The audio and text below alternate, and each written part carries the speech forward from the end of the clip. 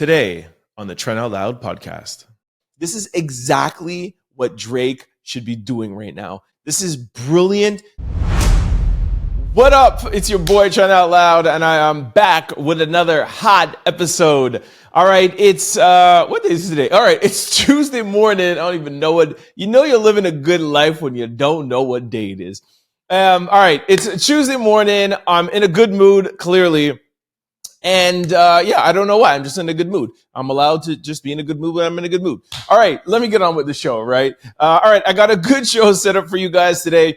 I got two lead stories. First one, we're going to talk about Kanye West being sued for sexual harassment. Then in our second lead story, we're going to talk about Sean Kingston getting extradited to Florida and getting booked on $1 million worth of fraud charges. Then we're going to jump into quick news. We're going to talk about, we have three different stories, all surrounding Angel Reese, Caitlin Clark, Pat McAfee, and just all of the stuff that's going on with the WNBA right now. We're going to group all of those stories in quick news. Then we're going to jump into speed news. Drake jumped on a remix for Gwan Delilah, and it's hilarious. People in the United States have no idea what's going on. They're trolling him, and they don't realize that the whole song is actually just a troll. I will break it down and tell you guys all about it. Then we got an announcement from Twitter, something from Sexyy Read, Method Man, Marjorie Taylor Greene. I always have a hard time pronouncing her name. Benzino, and then R.Kelly. Okay, we got a packed show. I just realized that. Then we're going to jump into question of the day and, of course, close out with some sports news. Y'all know what time it is. Turn your TVs, radio, or your devices up. I'm about to start this show. Let's go. Kanye West sued for sexual harassment by his ex-assistant. Says he masturbated during their phone calls and was obsessed with the penis size of her boyfriends. Plural. I like to accentuate that. Boyfriends. All right, let me just get into the story before even commenting. Lauren Pelascata, sorry, you guys know I'm really bad with pronouncing names. Anyways, Lauren says she was already an OnlyFans model when Ye met her while putting together a fashion line in July 2021. He hired her shortly after. She even worked on a few songs from the Donda album. Okay, I'm not really too sure why this story is starting off like that, but let's keep on reading and see if it makes sense. A year later, she said Kanye spoke to her about wanting to be godlike, asking her to get rid of her OnlyFans and offering her $1 million a year in exchange, and Lauren agreed. Okay, I think that's why they started off with saying that she was on OnlyFans. So for anybody who's confused, she was an OnlyFans model. Kanye West offered her $1 million to get off of OnlyFans, and she agreed. Okay, this is getting weird. Well, things took a strange turn afterwards. He would apparently go on to describe his sexual fantasies with vulgar language. She even said that Ye would masturbate during their phone calls and asked her to guess what he was doing. Beyond that, she alleges that he was also obsessed with the penis sizes of her boyfriends. There were multiple texts, including alleged videos of Kanye having intercourse with a model. After the harassment, he promoted Lauren to chief of staff and gave her a $4 million salary. October 2022, she got the boot, he fired her, and was offered $3 million severance package, which he never fulfilled. She's taking him to court for wrongful termination, sexual harassment, breach of contract, and hostile work environment. Wow. Okay, that was weird. I should have read this story before I just read it out loud to you guys, but wow. Okay. If this is true and she does have those text messages, this is looking like, I wouldn't say a full Diddy case that Kanye has on his hands, but something similar, because Diddy has a lot of these sexual harassment suits, but he also has a lot of sex trafficking and actually abuse of hitting women, as we all know from the Cassie video. But what was Kanye thinking, texting somebody on his staff like that, and that kind of, like, anyways, this is nuts. I will follow up. This just came out yesterday. It's been, I don't know, 10, 12 hours. We'll see what comes of this. Is the first that I'm hearing of it. I did see a lot of sites reporting on it. We'll follow up and see if this turns into something more. Normally, when you see something like this come up, more people start coming forward. So we'll see what's going on for Mr. Kanye West. All right, in our second lead story, Sean Kingston extradited to Florida and booked into Broward County Jail on $1 million fraud charges. Last month, Sean Kingston was arrested in Florida on fraud and theft charges after a raid was conducted on his Florida home. Now he has been extradited to Florida and booked into Broward County Jail. According to NBC6, Sean will be facing a judge on Monday after being accused of committing more than $1 million in fraud along with his mother. Prosecutors accused the pair of stealing money, jewelry, furniture, and an Escalade. In the arrest warrant released by the Broward County Sheriff's Office, Sean and his mother have been charged with conducting an organized scheme to defraud, grand theft, identity theft, and related crimes. All right, I have spoke about Sean Kingston and his mother a few times last week. I guess what this looks like is just the follow-up.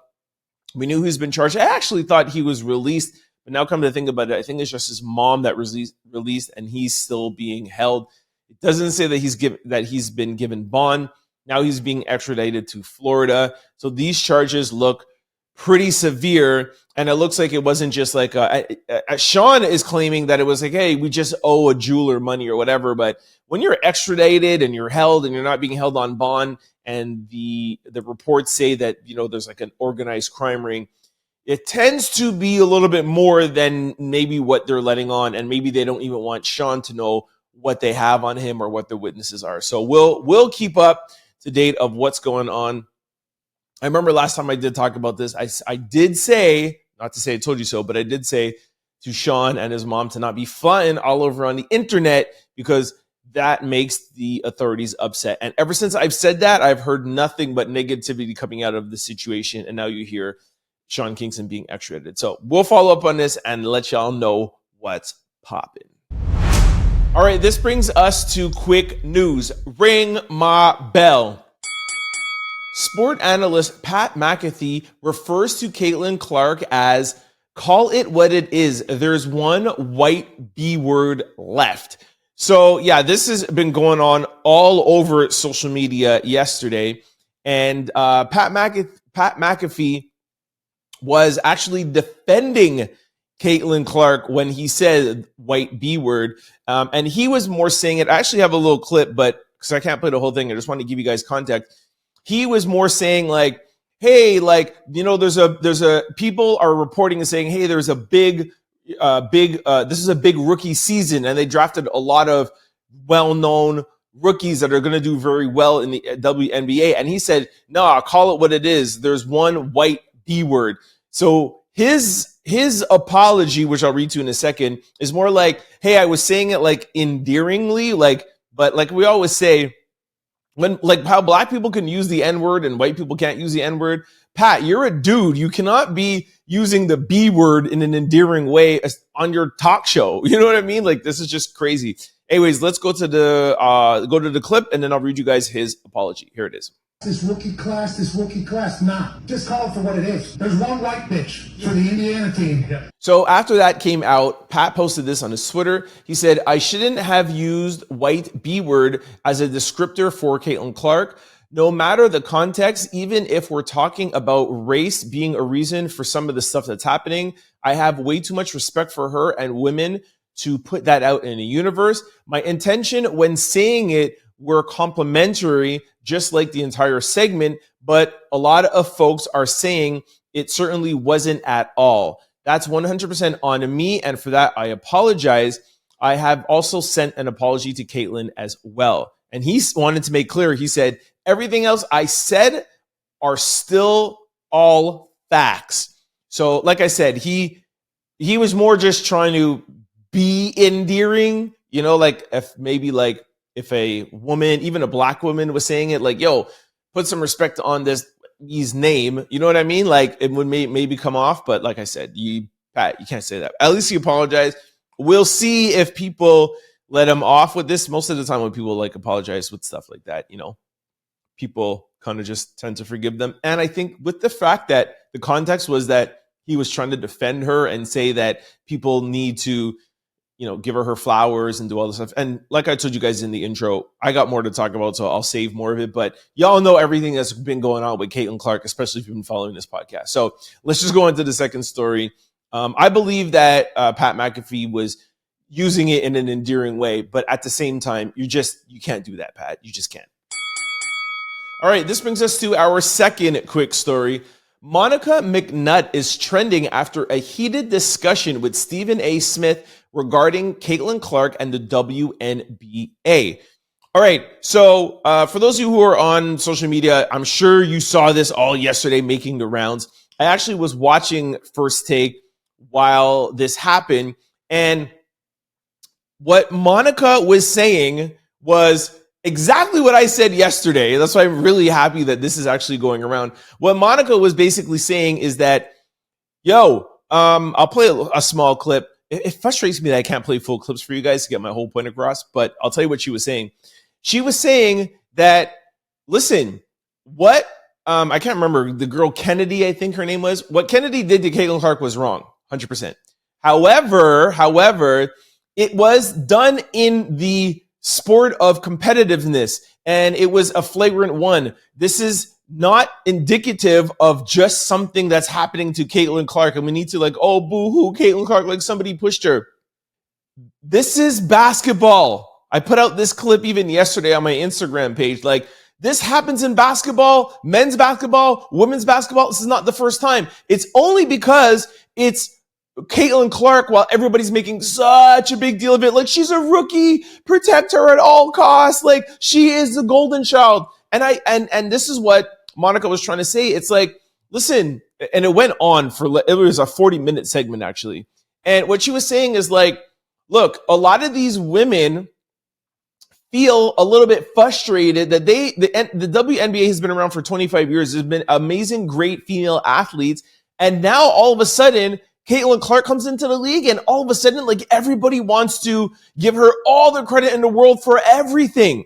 My next segment, I'm actually going to talk about Angel Reese, but I'm going to try to segment this and I agree 100% with Monica. It's just not Caitlin Clark. It was a great rookie season, and that's why I also disagree with Pat McAfee. Do I agree 100% that Caitlin Clark is at the top of that class? 100,000%.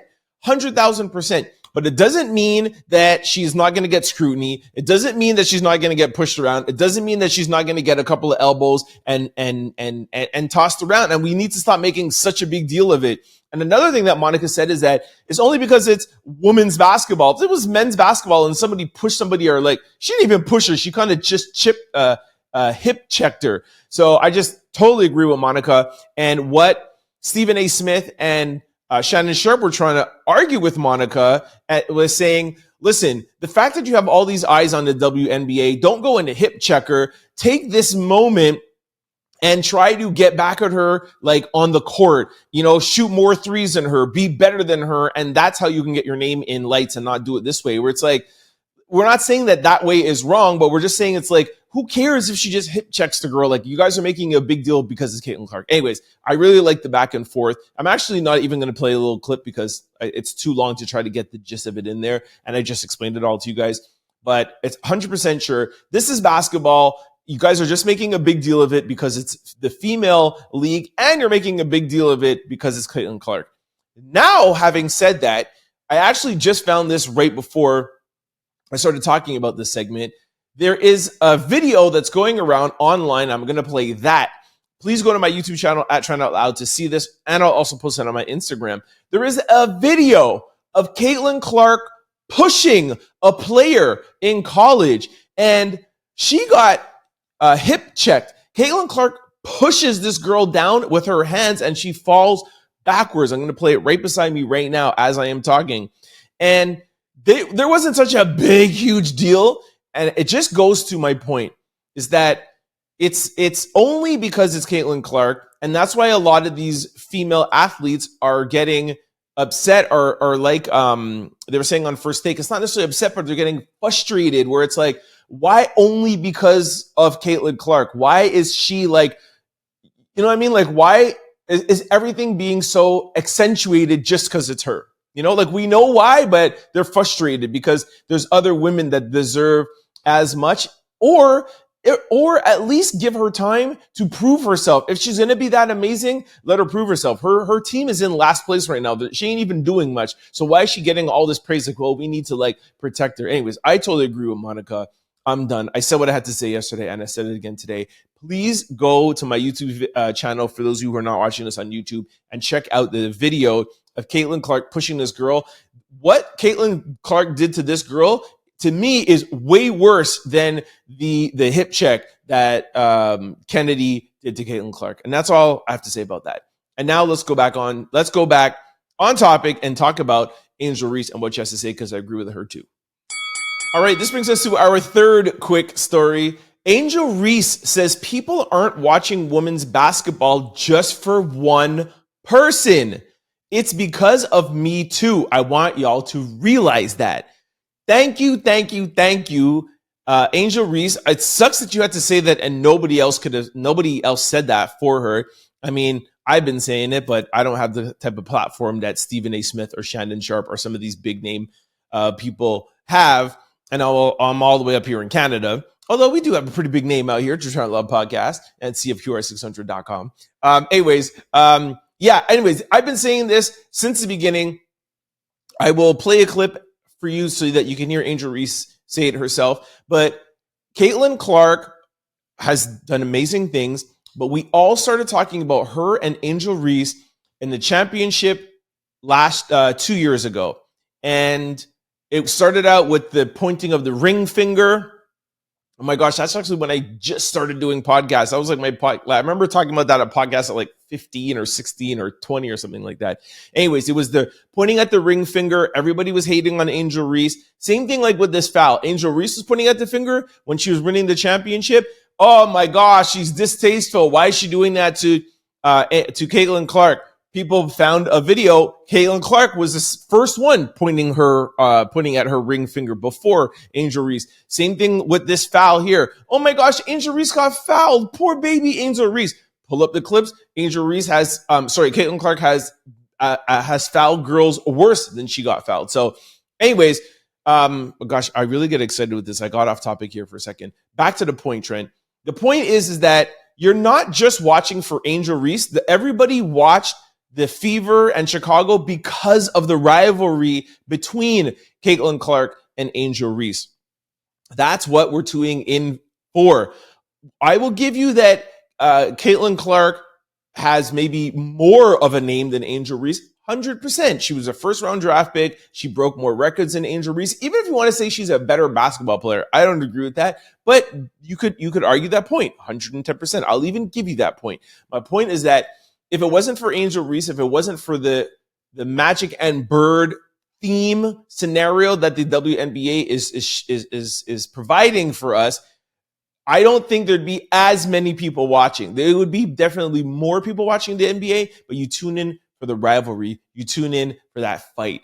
It's the same reason why we tune into football, Tom Brady against Patrick Mahomes, Magic against Bird, Jordan against this person. You know, Kyrie against LeBron. You need both of them. And the media and everybody needs to give Angel Reese, Camila Cordoza, a lot of other women their props and stop only talking about Caitlin Clark. It all started from the national championship game, and I've been dealing with this for 2 years now. People are pulling up to games. We got celebrities coming to games, sold out arenas, like just because of one single game.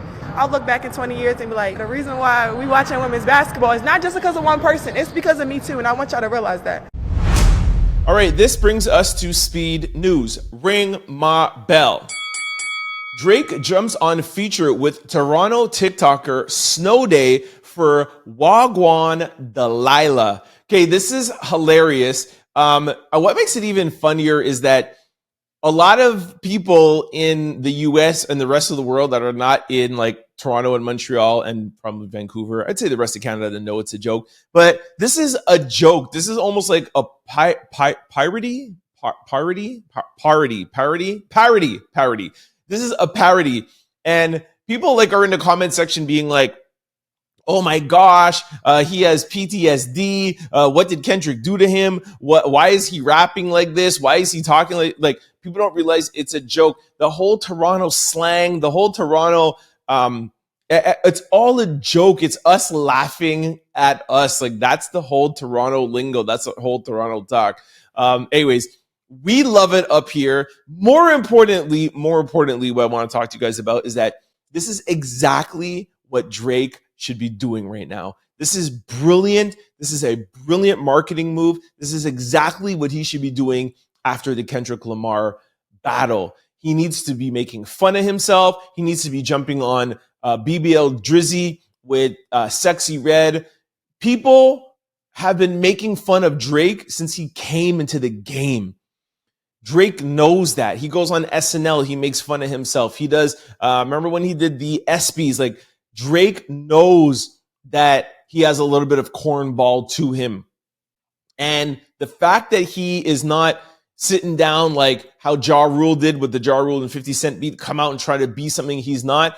Drake is acting unbothered, and you know he is bothered. I don't care what anybody says. He has to be a little bit worried because Kendrick Lamar's Not Like Us track is literally like breaking records, and it's going to be played for the whole summer. So I know he's got to be a little bit worried, but he's acting unbothered, and it's brilliant. I love it. This is a chess move. This is Toronto. And not only that, this is Toronto. This is him reaching back out to Toronto. This is him putting Toronto on the map. And this is going to make people in Canada, the source, his fan base, love him again, you know, while making fun of him, which he's totally okay with. He has mastered that. And yeah, this is a song for Toronto from a Toronto TikToker. This Toronto TikToker now is going to blow up. He's going to get millions of followers. People are going to talk about it. It's going to be going viral. Whether you're making fun of him in the comment or not, you're still going to be talking about him. And while you're talking about him and you're making fun of him, you're not listening to Not Like Us, and you're not talking about Kendrick, and you're laughing at Drake. And it's a brilliant, brilliant move. I take my hat off to Drake for this and his team. This was strategic. I love every second of this. It's super, super, super smart. And yeah, I'm anxious to see what he's going to do next. And, you know, he's going to drop an album. He's going to have his hits. And I say within 3-4 months, y'all are going to forget about this Kendrick Lamar battle, the disses, the pedophilia stuff, all the questionable things or whatever. I say, but in 6 months from now, he's going to do things like this, and everyone's going to be back to loving Drake. This is something that Kendrick can't do. Kendrick comes out once every 5 years, and this is why he doesn't have all the accolades that Drake has. Drake is bigger than just hip hop. You know what I mean? Like Drake is an entertainer. So anyways, I could go on and on about this, and y'all, I always know that y'all say that I'm always biased when it comes to Drake or whatever, but this is the reason. These are the reasons why I love Drake and I love his team, and he's just a brilliant marketing guy. So anyways, let's move on to the next story, but shout out to Drake and shout out to Toronto. All right, in our second speed story, X announces that they will now officially allow porn and adult content on their platform while restricting exposure for children. They said sexual expression, whether visual or written, can be a legitimate form of artistic expression. Okay, a lot of people are really confused with this because why are they making this announcement? There's been porn on X. So like, what are they talking about? All right, let me read the article to you. After rumors that X will be banning Twitter porn, it seems that they have actually given it their blessing. The platform shared that they will now allow adult content after their latest update. It includes videos of sexual intercourse and nude photos as long as the content is consensual. The catch is that you must label your adult content in an attempt to save children and people who don't want to see said items from exposure. Anyways, people were saying in the comment section that X is just doing this to kind of just get people talking. But like I said, everybody knows that there's mad porn on X. So this is a very strange story to me. All right, in our third speed story, fans call out Sexyy Read for her Make America Sexyy Again hat. And she says that Sexyy Read is the red. Sexyy Read and the red is for Republican. Okay, I don't know what that all is about. Anyways, so Sexyy Read was on stage and she had a huge MAGA hat as a prop behind her, and it said, "Make America Sexy Again." I'll put the video up on my podcast, on my YouTube channel for those of you who want to check it out. So then people are getting backlash. I think probably because they didn't see the sexy part, because I don't know why you would give the girl backlash if she's taking the hat and switching it up. I've seen mad rappers, hip hop. I've seen this hat being remixed. I've seen t-shirts, "Make America Black Again," "Make America This Again," or whatever, blah, blah, blah. I've seen parodies of it. It's my second time using that word today. So I don't understand what the backlash is, but I guess Sexyy Read just had to come out and clarify things. She wrote on her Twitter, she said, "It's Sexyy Read for president. I'm my own candidate. I'm not endorsing anybody, period." So yeah, guys, come on. You can't get mad at the girl for using a prop on stage and said, "Make America Sexy Again." Like, give me a break. All right, in our fourth speed story, Method Man says the generation gap is too wide for him following his appearance at Hot 97's Summer Jam. Method Man and Redman hit the stage at Hot 97's annual Summer Jam concert, and following the performance, Method Man said the audience was not his crowd. He said the age gap was too wide for him. He thanked the station's host, Ebro and Peter Rosenberg, but said never again. He continued and he wrote on Twitter, he said, "Not our crowd at all. Thanks again in New York and the whole tri-state area, plus Peter and Ebro. We got lots of love for you guys, but never again. At this point, the generational gap is just too wide for me. Never." And he put hashtag never going back. So I don't know what happened. I have a little clip. I'll play it here, but you don't really see the crowd in this clip. So what it looks like to me probably is that the crowd wasn't giving back to him. And for those of you who have never been on stage, it is hard and nerve-wracking being on stage if the audience isn't giving back to you.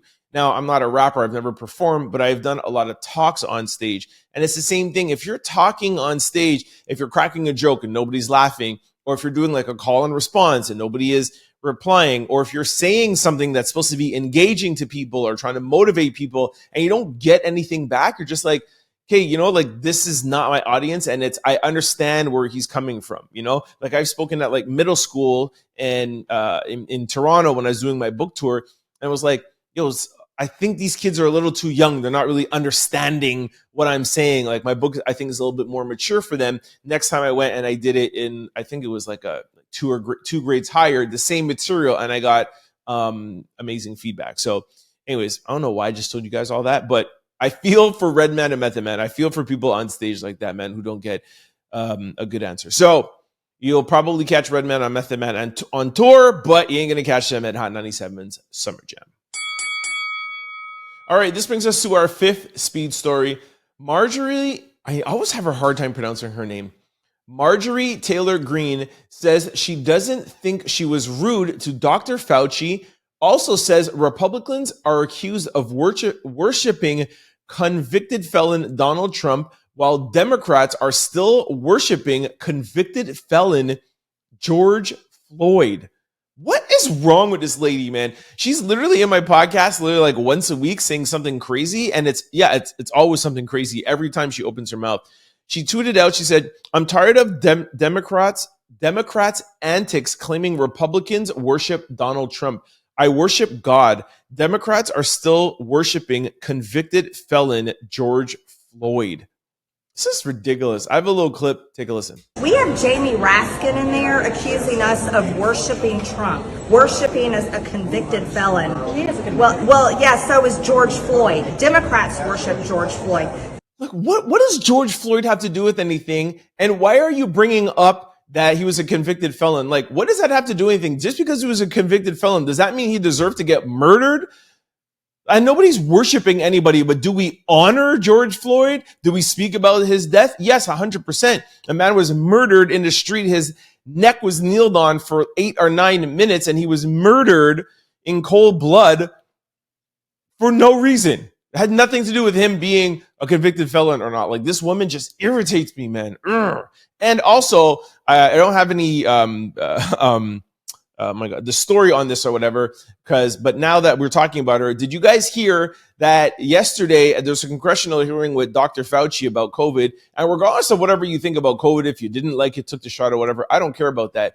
But she said that she refused to address Dr. Fauci as Dr. Fauci and called him Mr. Fauci. She's like, no, when it's my session, when it's my time to talk, I'm going to talk to you. I'm going to refer to you as I'm going to refer to you as Mr. Fauci because you're not a doctor in my eyes. Now, what kind of disrespect? Like, you're in a court hearing. You're not on the side of the street. And anyway, she got called out for it. Thank the Lord.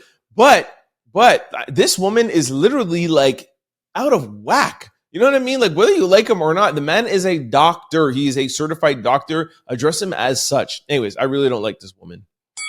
All right, in our 6 speed story, Benzino says Coi Leray shouldn't be mad over his R.Kelly comments because she lost her virginity at a young age. Okay, this is ridiculous. Benzino still can't figure out why Coi Leray is upset with him over his R.Kelly comments. Okay, too bad I don't have time to really go in on this. But Benzino said that R.Kelly should get a second chance. Coi Leray, his daughter, was like, I disown my father. I do not want to speak to him. And when you think about me, don't think about him. I'm disowning him for that comment. I don't support him. Then Benzino was on a podcast and said this. She made a comment about the R. Kelly situation and said that she doesn't want to have anything to do with me no more. 4 months ago, she's on the Matt Hoffa show. Yeah, he asked her, hey, when did you lose your virginity? She said 14. So is the guy that you lost your virginity at 14 with, is he a pedophile? What father goes on a podcast and talks about when his daughter lost her virginity? Like, we don't even need to go on. You know what? I don't even need more time. We don't even need to go on.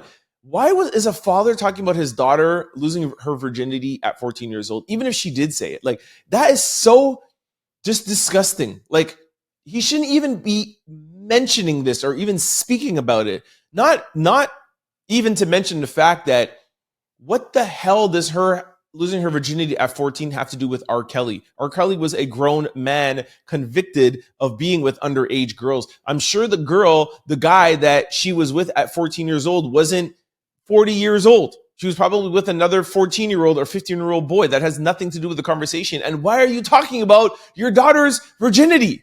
It's just gross. All right, this brings us to question of the day. What's the most important quality you look for in a partner? Okay, I love questions like this. I don't have a lot of time, so I can't read a lot, but we'll see what we can get done, all right? The first person said, respect, because if you respect me, everything else will come. Somebody else said their relationship with God. Odiman Howie said their character. Miss K. Bella said empathy. I think empathy is a really good one, actually. Silent Ocean 510 said emotional intelligence. That's really underrated. You need emotional intelligence. Similar values, agreed. Kindness and loyalty. Okay, this is pretty much all my answer. Somebody said intentional is important. Intentional? I think he means intention, but okay, whatever. Somebody said loyalty, communication, and respect. Jazzy Hay said good character. Very important too. Culture DJ said it's called loyalty. I'm down with that. Somebody said consistency. Woo, that's underrated, man. To find a quality of somebody who's consistent, because regardless if it's they're up or down or good or regardless if it's like good or bad, because everybody has good or bad, as long as somebody's consistent, like you know what to expect. Like DMX said, expect a liar to be a liar. You know what I mean? Like expect a snake to bite you. So you just want them to be consistent. I'm obviously not saying be with somebody who's a liar, but consistency, whew, yeah, that's undervalued. Somebody said loyalty, independence, team player. Team player is another good thing, another good one. Somebody said energy, alignment. Whew, again, that's underrated. You need somebody that has good energy, good vibes. All right, somebody put a lot in here. God, loyalty, family-oriented. That's a big one for me too, being family-oriented. Protector, respectful, provider, honest, understanding, patient, partnership, and humor are all important to me because the first four are the most important. Are the most important. You know what? That's another one. Humor. I know everybody concentrates on values and this and loyalty, whatever, but you need humor for sure, man. Maturity, consistency, that's a good one. Integrity, that's another great one. Loyalty and respect. Faithfulness, of course, that's a good one. Respect, communication, mental stability, honesty, effort. You need to put effort, caring, loyalty. Okay, I love this. Intimacy, of course, we all know that's needed. All right. Yeah, my answer is, I already gave you my answer of all of the things that I said. If I had to choose one though, one, I'm going to say trust. Like the fact that I could trust you and you could trust me. Trust is big. My second one is matching values. I know that sums it up, but it's really underestimated. People don't realize how when you're with somebody that you guys share a lot of the same values, you start from the same place of origin. You could be two different people, but have the same values will result in a very good relationship. All right, this brings us to sports news. Okay, I got to run through this quickly. CJ Stroud on if he would rather have Eli Manning's career or Aaron Rodgers' career. He said, I want the rings, dog. Eli got 2. Okay, 100%, I totally agree with him. I would go for Eli as well, too. And in the comment section, somebody put out this stat, or I'll read 3 things. Somebody said, Eli has 2 Super Bowls against Tom Brady. Done. I don't have to read anymore. And then underneath that, Rodgers has 1 Super Bowl against Big Ben Roethlisberger. So right away there, the fact that you have 2 Super Bowls against Tom Brady, that's amazing. And that's the same thing this other person really said. Don't forget 2-time Super Bowl MVP and took out Brady twice in both Super Bowls. That's what I would want, 110%. So I agree with him. Somebody said he's the best quarterback of all time. Okay, that's a stretch. But yeah, all respect to Aaron Rodgers, but if I had to choose whose career I would want, that you beat one of the best one of the best quarterbacks of all time, arguably a lot of people's best quarterback of all times in Tom Brady. If you have a career that you could beat Tom Brady twice, that would be amazing. Like Patrick Mahomes can't even say that. Patrick Mahomes lost to Tom Brady in his Super Bowl appearance with him, and now Tom Brady's retired. So as great as Patrick Mahomes can be, and I think he'll probably win more than 7 Super Bowls, and he'll beat Tom Brady's record when he's all said and done. He'll still always have on his record that he lost to Tom Brady the one time he went head-to-head. Let's give it a grain of salt. He was injured, and he had no O-line, but you can never erase history. You lost to Tom Brady, and I'm sure CJ Stroud would not want that on his record. So that's why he chose Eli Manning, and I agree with him. All right, that's it. It's a wrap for me. Before I go, quick housekeeping. For those of you who are used to watching this show on YouTube or listening to it on podcast networks, please try to check us out Monday to Friday from 11 to 12 on CFQR600.com, anywhere in the world from any device, or 600 AM if you're in the Montreal area on your radio. Vice versa, if you're used to listening to this online or on the radio, and you can't always catch us from 11 to 12 Monday to Friday, just know you never have to miss an episode. Check us out on YouTube or podcast platforms. Just go to your desired platform. Type in Trend Out Loud. The show will pop up. Don't forget to hit the follow or subscribe button so you never miss a show. Shows are uploaded daily, Monday to Friday. Thanks for checking me out. I will see you guys tomorrow for the Wednesday show. Peace. Don't forget to like, comment, and subscribe. It's your boy, Trend Out Loud. Peace.